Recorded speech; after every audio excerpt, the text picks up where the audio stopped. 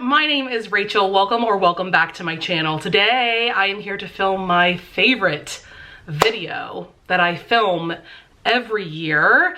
Today I am here to talk about my top favorite books of 2025. So I'm doing things a little bit differently this year. First of all, you may notice that I'm in a different filming setup than usual for my more like formal sit down videos. Usually I film those in my guest bedroom in this house, but my sister is actually now living with me, so that is her bedroom now. So I decided I'm just gonna keep filming in this setup at least for now until I think of a different place to film. I might make my own bedroom a new filming setup, but for now I am cool with this. So because I'm in my more like casual vlogging filming setup and location, I decided to just keep this video low-key and casual. As you can see, I am not wearing a full face of makeup.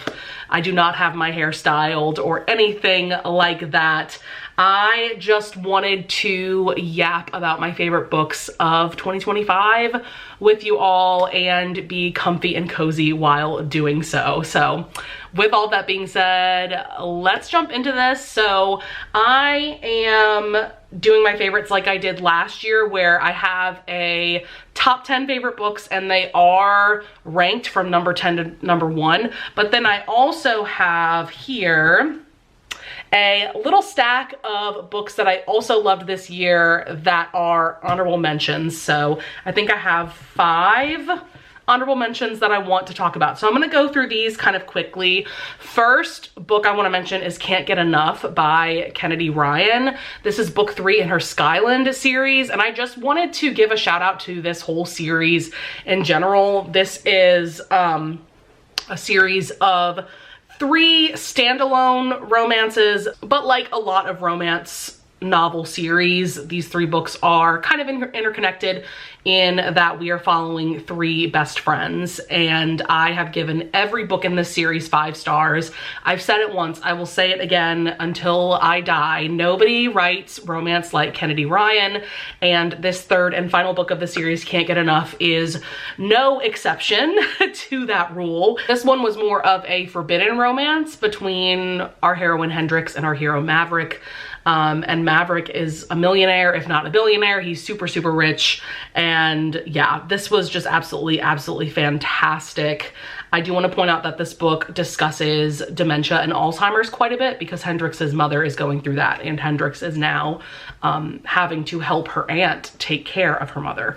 Kennedy Ryan's writing is just so stunning, so beautiful. I find myself savoring her books when I'm reading them. I don't want to like just read them as quickly as possible, you know?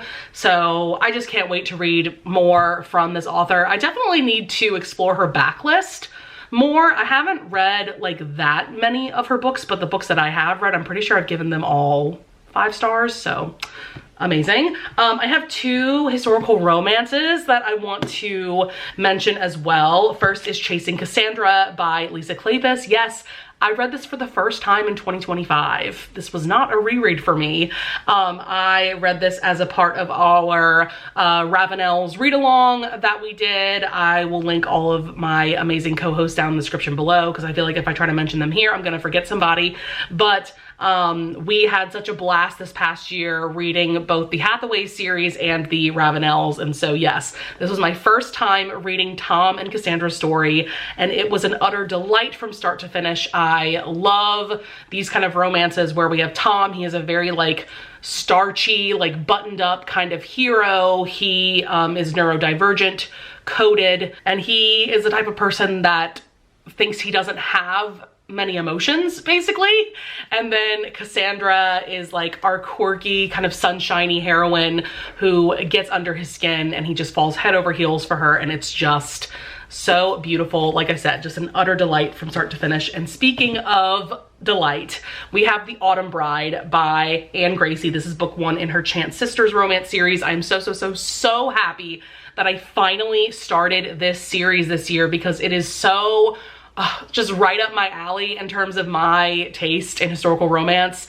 This is first and foremost a found family series.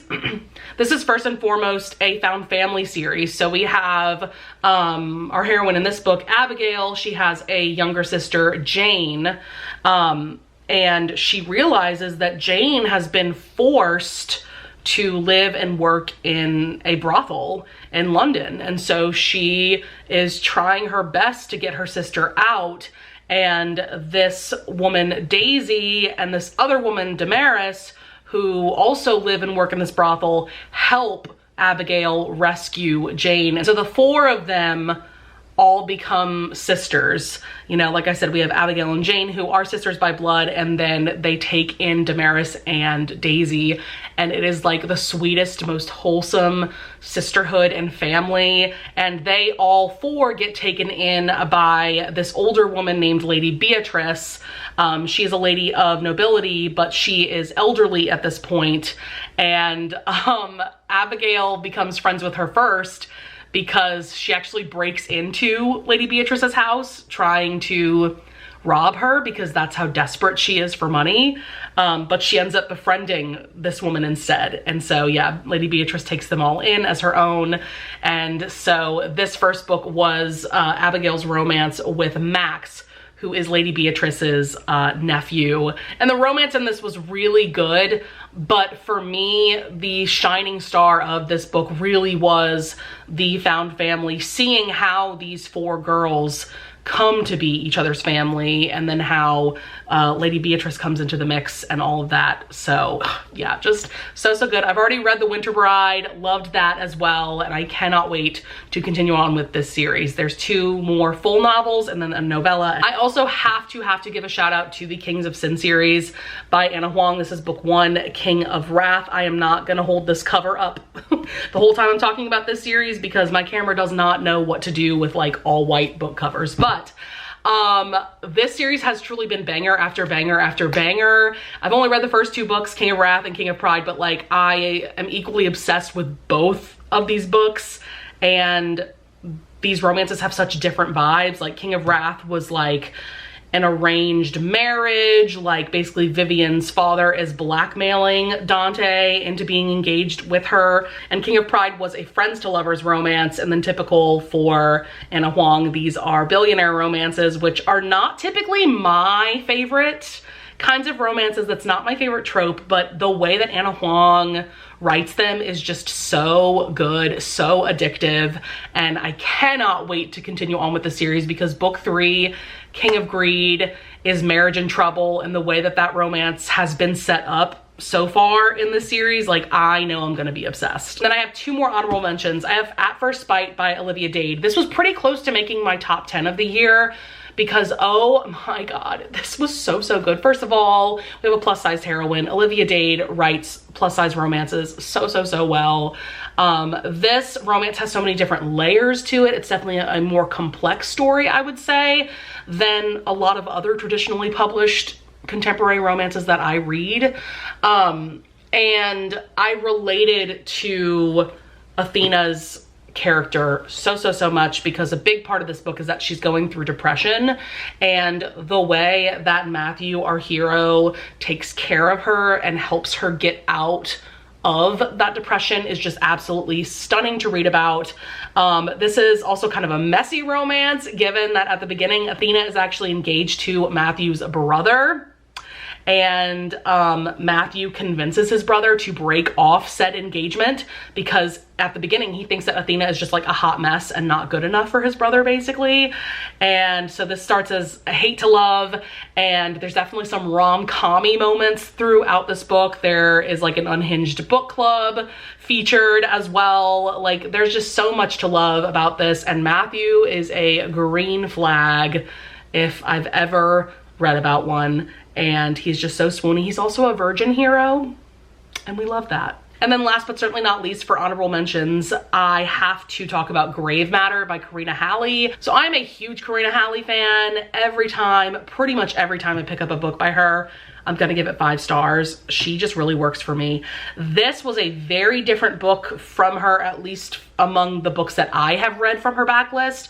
I know that she has written some horror romance before, but I had never read any of them before this one. This book just like perfectly meets the definition of horror romance, because you really do get these horrific and creepy and eerie and unsettling elements, but you also get this beautiful, incredibly angsty, and truly epic romance as well.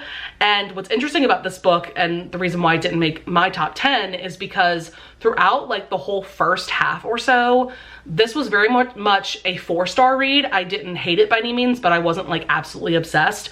But the way that the last like 30% played out, I was blown away. It's basically a romance between a psychiatrist and his patient, but there's like way more going on beyond that. But that's where like the angst and kind of like the forbidden element comes into play. And yeah, this was just amazing. So good. All right, guys, let's get into the top 10, the cream of the crop, my absolute favorite books of 2025. And yes, I did rank these from number 10 to number 1. And yes, it was very agonizing. I always like overthink my ranking every time I plan out these yearly favorites videos. And I know it's really not that serious, but I take it very seriously. So number 10 is a manga series that I actually tried reading a couple years ago, and I stopped halfway through for like no good reason. I think I just burnt myself out on the series. And so this year I started over from volume 1 and finished all the way to volume 27, and it is easily one of my top favorite manga series I have ever read, and that is Full Metal Alchemist by Hiromu Arakawa. Oh my god, you guys, this story is so incredible. If you don't know what this is about, and I highly recommend you check out the anime Full Metal Alchemist Brotherhood. There is a Full Metal Alchemist anime, but check out the Brotherhood one, because that one aligns a lot more closely to the story of the manga, and it's just spectacular. But this is about 2 brothers. We have Edward Elric and Alphonse Elric, and this is all about alchemy, which is basically the intersection of magic and science. At the beginning of their story, we see that their mother has passed away from an illness, and so they decide to use alchemy to try to bring her back to life. Now, in alchemy, that is very much a forbidden thing, a taboo thing, to try to transmute humans in any way, basically trying to transmute life. And so this goes horribly wrong. Edward ends up losing an arm and a leg. Alphonse loses his entire body, and his soul is now bound to a suit of armor. And so this follows their adventures as they're trying to find a way to get their bodies back. Edward now is a state alchemist, so he works for the government, for the military. And so we see a lot of this story centers around the military as well. And this story is just fantastic. It really is. I personally loved the first half of this series way more than the second half. This whole series is very plot driven for sure, but for me the first like 12 volumes or so are more character driven, whereas the second half, volumes 13 or so and up to 27, are more like action driven and action packed. And so I just found myself feeling more engaged in the first half of the series, but the second half was incredibly epic and mind-bending as well. It just didn't quite pull on my heartstrings like the first half did. And this is only number 10 on my countdown because there were a few volumes throughout this series that I didn't give 5 stars. I gave them 4 stars. Like, they were still really good volumes. They just weren't as amazing to me as some of the others. So I cannot recommend this highly enough. Even if you are someone who thinks they don't like manga, there is something in this story for everyone, truly everyone can get something out of this series. And Edward and Alphonse have my heart forever. So good. Next, number 9, we have a book that I read pretty much right at the end of the year. It squeaked right into my top 10, and that is Bury Our Bones in the Midnight Soil by V.E. Schwab. Oh my God, you guys. I love V.E. Schwab so much. Her writing is so beautiful. She is an author that I tend to really savor her works. I'm someone that is a huge fan of The Invisible Life of Addie LaRue, which is a book that V.E. Schwab wrote a few years back that also ended up being in my top 10 books of, I think, 2020 when I read that book. And this story gave me some similar vibes of Addie LaRue for sure, because this is another story that spans hundreds of years, but we're not following one singular character. In this, we are following 3 characters. We have Maria, Charlotte, and Alice. To me, this book is just a fantastic character study. The way that V.E. Schwab explored these 3 characters. I love that these characters aren't all that likable. In fact, one of the characters goes from being someone you root for to being someone you root against. And I love the sapphic vampire vibe. I will say, if you are interested in this, this is definitely a lot more character driven than plot driven. If you are someone that doesn't enjoy character-driven stories, I don't think you would love this book as much as I do. Also, I'm obsessed with how this ended, and I'm just gonna leave it at that. So for number 8 on this list, I had to go with the first 2 books in the Crowns of Nyaxia series by Carissa Broadbent. So first and foremost, we have Serpent in the Wings of Night. So Crowns of Nyaxia series, this is a vampire fantasy romance series. Are we seeing a theme here? Clearly, I love vampire stories. This one definitely gives Hunger Games vibes. We have Aurea. She is the adopted human daughter of the Nightborn vampire king, and she has decided to enter these trials because if you win, Nyaxia herself will grant you a wish, and her wish is to be turned into a vampire. She hates being a human because in this world, in this society, humans are definitely second-class citizens. And then we have Rain, who is a vampire, and he enters these trials, the Kajari, as well. And so basically the 2 of them end up forming an alliance to help each other through the trials. And of course they end up falling for each other. And the ending of this book got me. I was not well when I finished this book. I'm actually gonna link in the cards above a reading vlog that I did towards the beginning of the year where I read this book, because you get to see my like immediate reaction upon reading the ending. It's also insane that I have not continued on to book 2, which is, I think it's called Ashes and the Star-Crossed King. Given how this ends, like, this is a huge cliffhanger at the end. I will just say that. But yeah, this was like incredibly well paced. I love the world that Carissa Broadbent created in this series. It definitely has its own unique vibe to it. And then I also have to mention 6 Scorched Roses, which is book 1.5 in the Crowns of Nyaxia series. This is a very different story from what's going on in Serpent in the Wings of Night. This is taking place in the same world, of course, but I believe like on a completely different continent. And we have Lilith, our heroine. She is a scientist, and there is this mysterious illness that has overtaken her small town, including her own sister. And so she is desperately trying to find a cure for this illness. She ends up discovering that vampire blood may be the key to the cure. And so she ends up meeting Vale, our hero of the story, who is a vampire, and strikes a bargain with him that he will provide his blood in exchange for 6 roses. This is a very short story in terms of fantasy romance. It's less than 200 pages, but the story that Carissa is able to tell in so few pages is just stunning and beautiful. I love that this is a more like quiet and intimate romance.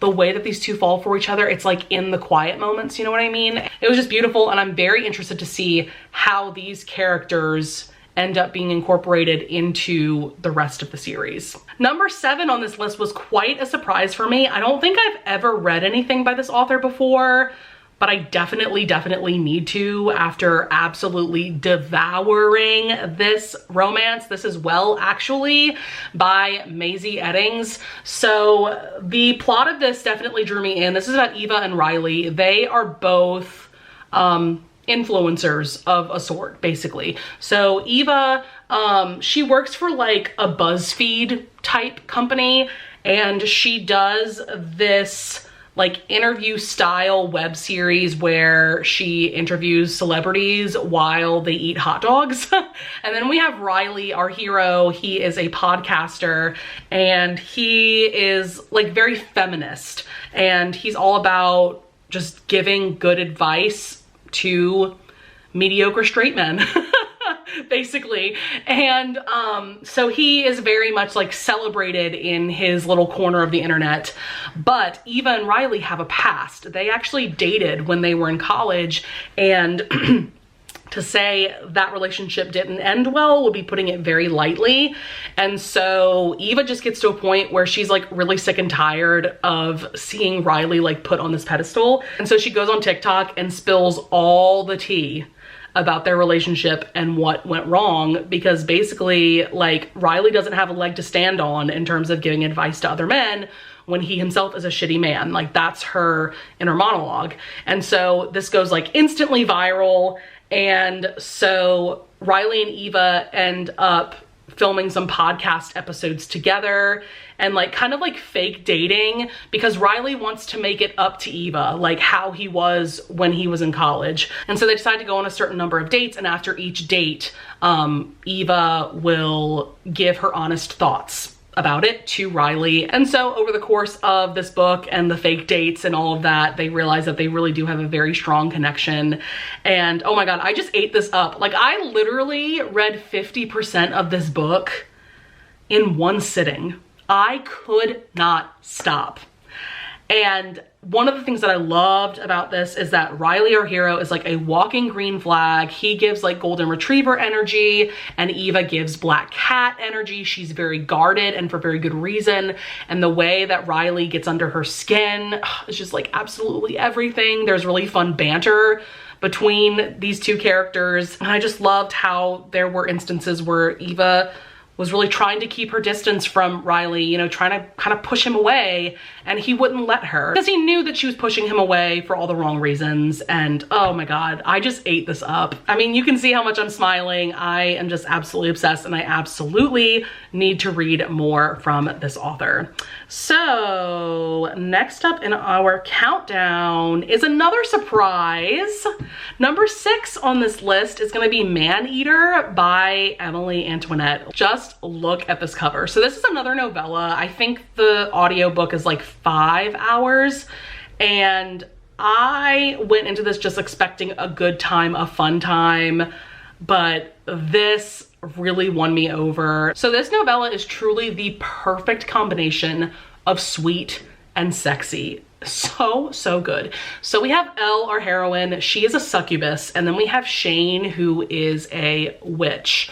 And this takes place in the 80s. You might tell from the leg warmers that Elle is wearing. And this one starts off very interestingly in that Shane is new to this town, and he's trying to find a coven of other witches that he can become friends with and collaborate with. But their first like club meeting that Shane attends, these witches summon Elle. They summon a succubus, and all they want to do is just like use her and her sexual energy for their own pleasure. And so Shane saves her from that situation, and they just have this immediate connection. Shane finds out that Elle works as a stripper, and one of the scenes that I was absolutely obsessed with is when Shane goes to visit Elle at the strip club, and like truly just such a hot scene, but also so sweet, because Elle is someone who has been truly used and abused by humans pretty much like all of her existence. And so she's very guarded and very jaded, but Shane is just so sweet and so earnest and is so obsessed with her. And so he works his way into her heart, and it's so beautiful and so sweet, but it's also incredibly hot because there's this kind of dynamic of Elle wanting to like corrupt Shane, and that was really fun as well. All right, we are getting to my top 5 books that I read in 2025. And I knew when I was making this list that this book had to be included in my top 10. That is, of course, Sunrise on the Reaping by Suzanne Collins. So I have an entire reading vlog completely dedicated to my reading experience with this book. So I will link that up in the cards above because I don't want to go on too long in this video. I know this video is already going to be really long because I just can't seem to shut up when talking about my favorite books. But if you don't know, this is a prequel of the Hunger Games trilogy. We are centering around Haymitch when he is 16 years old, and when he himself is in the Hunger Games, he is a part of the 50th Hunger Games, so the second quarter quell, where they reaped 48 tributes as opposed to 24, and this was incredible. Everything I ever could have hoped for from Haymitch's story. Suzanne Collins, to me, is an example of a writer who is continuously working on her craft. The writing of this was just God tier. And the way that Suzanne Collins writes characters, oh my God, it's next level. Like, you can't help but root for these characters, but of course, you know that they're like all gonna die because we already know going into this book, obviously Haymitch wins these games, and it's just devastating. And this might be like the scariest version of President Snow in the whole series, in my opinion. The way that he is with Haymitch, like, holy shit. Absolutely terrifying. So yeah, I cannot wait for the film adaptation. They've already released a trailer and that blew my mind. So yes, absolutely incredible. Absolutely one of the best written things I have read this year. Number 4 on this list, I had to go with Atmosphere by Taylor Jenkins Reid. Oh my God. I am a huge fan of Taylor Jenkins Reid. If you don't know, like, usually whenever I read a new book from her, it's gonna end up in my top 10 of the year. So this is about our main character, Joan, and this goes through most of her life and how she pursues her dream of being a NASA astronaut. And so we are time jumping a lot throughout this book. We have present day, which I believe is 1984, where there is this space mission that Joan is in mission control. So she is on Earth at NASA, kind of running the show, in that, like, she is the main point of contact between Earth and the crew that is up in space. I believe they are like doing maintenance on like the space station or something. I can't quite remember. But we see at the very beginning of that book that mission goes like horribly wrong. She has to be the one to help get the surviving members back home. And then we time jump through most of Joan's life and how she's worked her way up to being in mission control by 1984. A big part of this is the romance between Joan and Vanessa, who is another astronaut. Another big part of this story is Joan's relationship with her niece, Frances. We see that Joan has kind of a tumultuous relationship with her sister, who is Frances's mother. And that was one of my favorite parts of this story, especially now that I have myself become an aunt. That was just beautiful. And like, the romance in this is stunning, heart-wrenching, heartbreaking at times. This book truly keeps you on the edge of your seat, especially when we're, you know, back in present day in 1984 with this like disastrous space mission.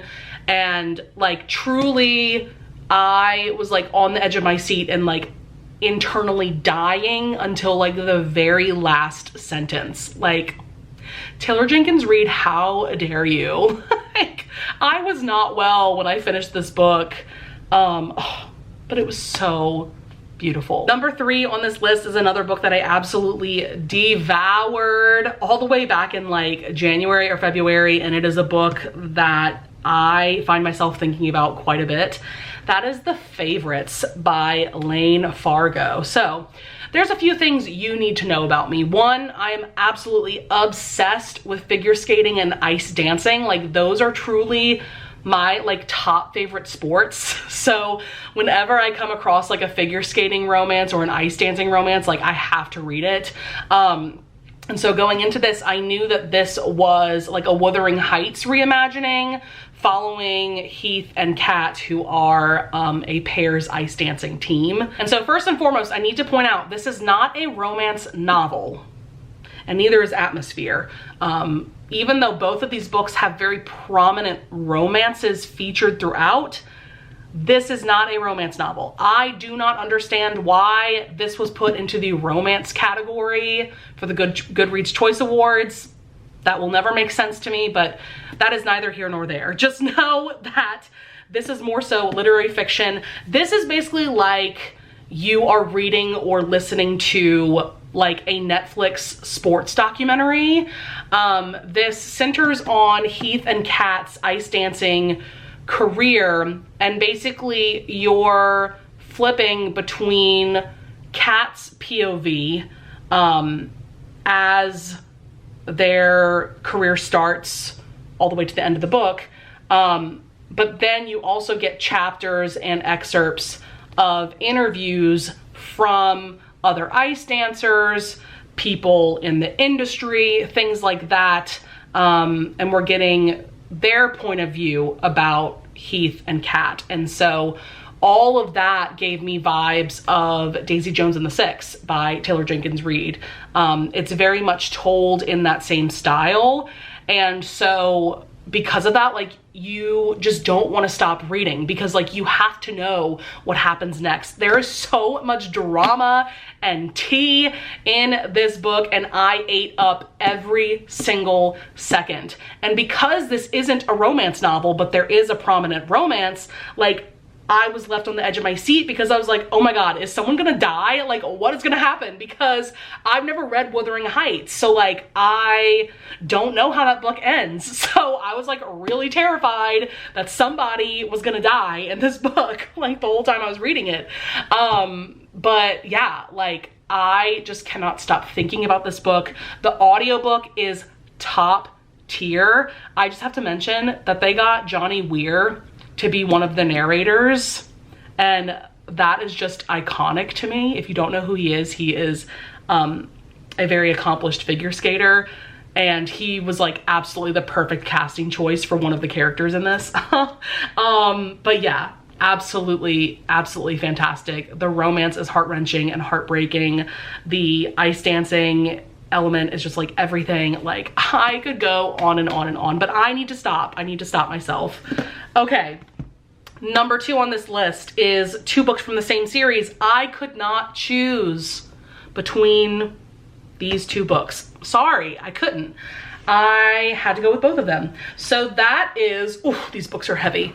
Gleam and Glow from the Plated Prisoner series by Raven Kennedy. I'm just gonna hold up Gleam because these books are very chunky and very heavy. So, oh my God. This series is so good. Like, it's not the best fantasy romance or romantasy series that I've ever read for me personally, and I think a lot of people feel this way.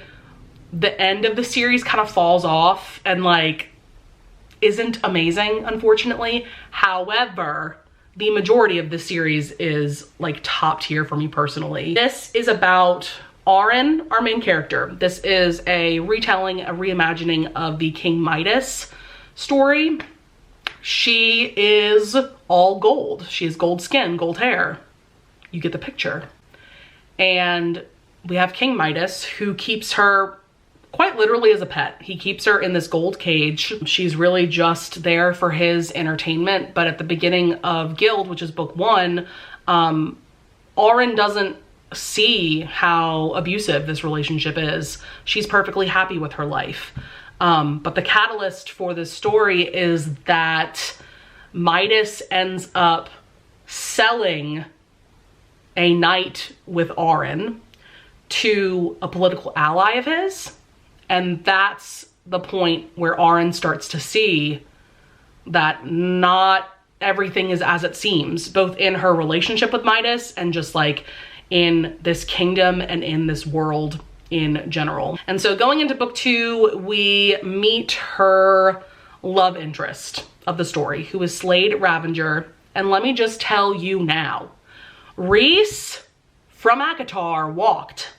So my boy Slade could run a whole marathon and more.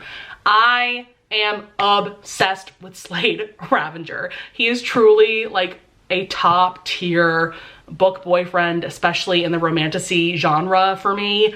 Oh my God, I love him so much. And I love the way that he opens Auren's eyes to what her life has been like and what her life could be, especially if she gets away from Midas. And so Gleam book 3, I think, is like unanimously agreed upon to be the best book of the series. And I definitely would agree with that. This is where the romance really pops off. There's a lot of drama between Slade Auren and King Midas. The ending of this is like truly mind-bending, crazy. And then going into Glow, which I know a lot of people out there don't love this book. I adore this book because this is like, yes, Gleam is where the romance starts to pop off, but this is where we get the most romantic development between Slade and Auren. And this is the book where I really, truly fell head over heels for Slade. And there are things that we learn in this book that truly broke my brain. And oh my God, it was so good. And the ending of this killed me. It killed me. I love this series so much, even though like book 5 was just okay for me personally, though I love that Slade was in his villain era. And then the 6th and final book was just fine. And I think a lot of people would agree on that. But for me, like these 2 books, I also really enjoyed Glint and I really enjoyed Guild. So like, yeah, this is just for me a top tier romantasy series. So we have made it, my dudes, to my #1 favorite book of the year. And if you have been following me since at least like January of this year, I think you already know what this book is. This is a book that quite literally may have changed my brain chemistry. And I'm not exaggerating when I say that.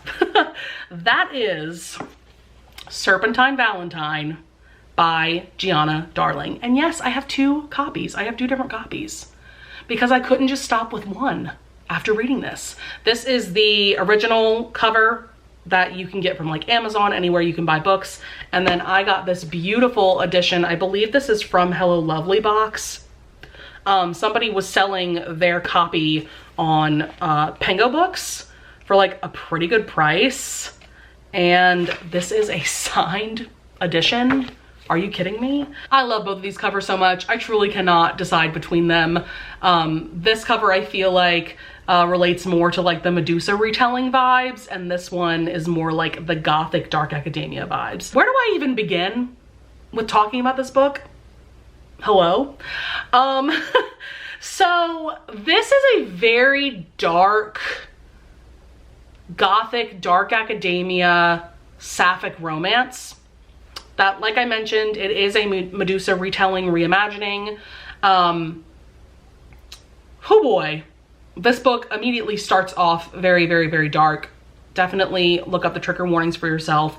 But what I will say is that in chapter 2 of this book, so like I said, the very beginning, we have a very explicit and very disturbing and distressing scene where one of our main characters, Lex, is sexually assaulted by a professor at the university that she is studying at. I believe it's called Archeron University. I was crying. I was straight up crying reading that chapter. That's all I'll say.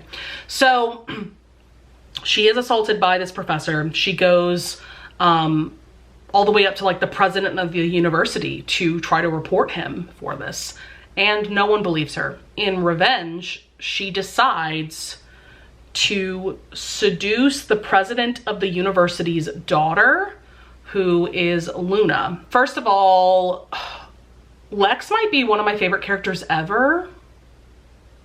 I think she is. I think she is one of my favorite characters I've ever read. Like, her character arc from page 1 to the end is like mind-blowing and stunning and beautiful. The way that she goes from being this really excited college student. She's very excited about her career prospects, and she gets very close to this professor who ends up assaulting her at first because she admires him and she thinks that he is someone that could help her in her career. But then after he does that to her, this awful, horrible thing to her, she quite literally doesn't want to exist anymore. But she somehow picks herself up. And over the course of the book, we see that she has formed this group of like vigilantes and her and these girls go around and punish men that do horrible things at this university. And then by the end, she forms this support group for other people who have been victims of assault like her. And it is just so beautiful. Like, she is so strong, so brave, so resilient, like just an admirable person, you know? And her romance with Luna is beautiful. It's sensual, it's hot, it's angsty, it's everything. Absolutely everything. And oh my God, this is just a masterpiece. The writing, her writing is just so beautiful and lyrical, and I found myself just wanting to savor my experience with this book. I didn't want it to end. And like, when I say this book like truly changed my brain chemistry, I really feel like I have not been the same since I read this book. I could go on and on and on and on about this book if you let me. But please, if you take any recommendation from this video, read this book. If you can handle the content warnings, read this book. All right, guys, that is it for my top favorite books of 2025. So as an added bonus for this video, I thought it would be fun if I included some bloopers that I got over the past year of filming videos. Usually I save my bloopers for their own like separate video, but I honestly just didn't feel like doing that this year. So enjoy these bloopers. Ooh. These books are gonna start falling. Oof. Oh, this is not going well. Not going well at all. But I don't need to talk about that. What? And I've heard a few people say that this is their least favorite book of the series, so I can only imagine how amazing the other books are going to be. I am just so excited. My battery's dying. Urgh. Yeah, so I had to take a nap earlier today, and now I'm just like wide awake and like I'm high. So I'm very excited about all 3 of these for sure. Why? Oh, I wonder. No, you're gonna start over. You're gonna start over. All right, that's it, yeah?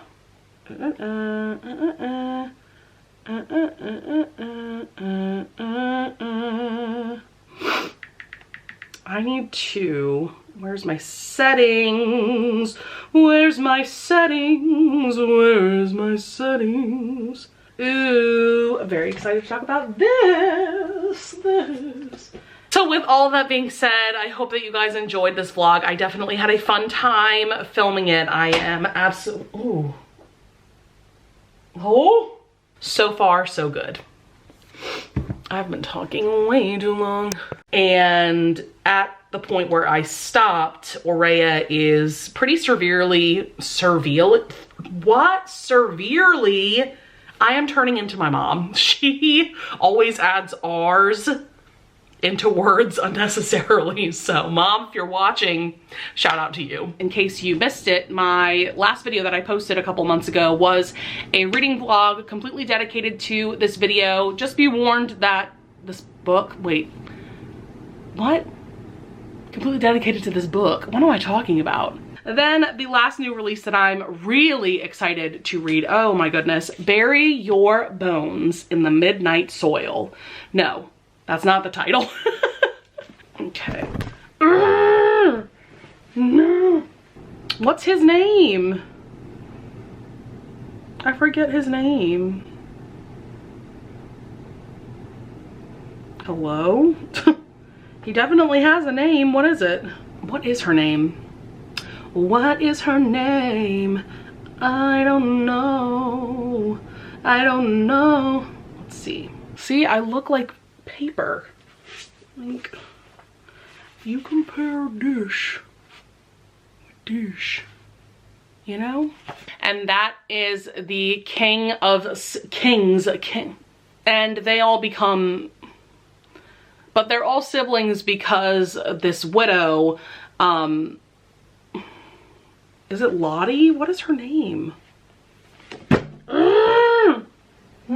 And Samuel is just like the sweetest cinnamon roll hero ever. I truly fell in love with him throughout. Oh shit. Yeah. Oh, hey baby.